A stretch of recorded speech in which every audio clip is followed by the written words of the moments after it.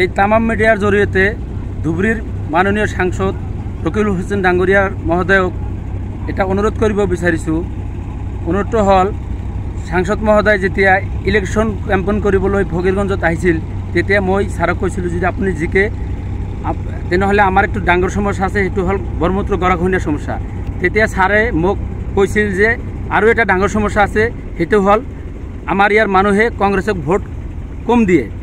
কিন্তু এইবুলি আমাৰ ইয়াৰ মানুহে সেই ছাৰৰ কথাৰ পৰিপ্ৰেক্ষিতত বিপুল ভোট দিছে।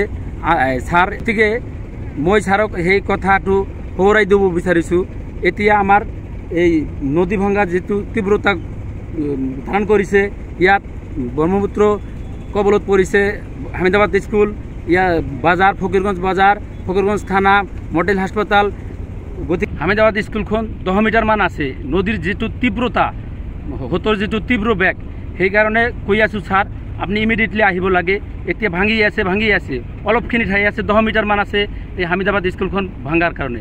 সেইকাৰণে ছাৰ অনুৰোধ জনাইছোঁ আপুনি কাইণ্ডলি ডিচিৰ ইমাৰ্জেঞ্চিৰ ফাণ্ড যিটো আছে সেই ফাণ্ডৰ পৰা আপুনি আহি পেলাই কিবা এটা কামৰ ব্যৱস্থা কৰি আপাতত এই আমাৰ হামিদাবাদখন ৰক্ষা কৰক, তাৰপিছত পাৰ্মানেণ্ট প্ৰটেকশ্যনৰ ব্যৱস্থা কৰা যাব।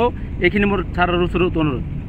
বৃহত্তৰ ফকীৰগঞ্জ অত্ৰ অঞ্চলৰ ৰাইজৰ উদ্দেশ্যে মই এই ভিডিঅ'খন জৰিয়তে মাননীয় সাংসদ মহোদয়ৰ ওচৰত দৃষ্টিগোচৰ হোৱাৰ কাৰণে শ্বেয়াৰ কৰি দিব, যাতে এই ভিডিঅ'খন সাংসদ মহোদয়ৰ দৃষ্টিগোচৰ হয় আৰু এই বৃহত্তৰ অঞ্চল যাতে এই নদী ভাঙা কবলৰ পৰা ৰক্ষা পৰে।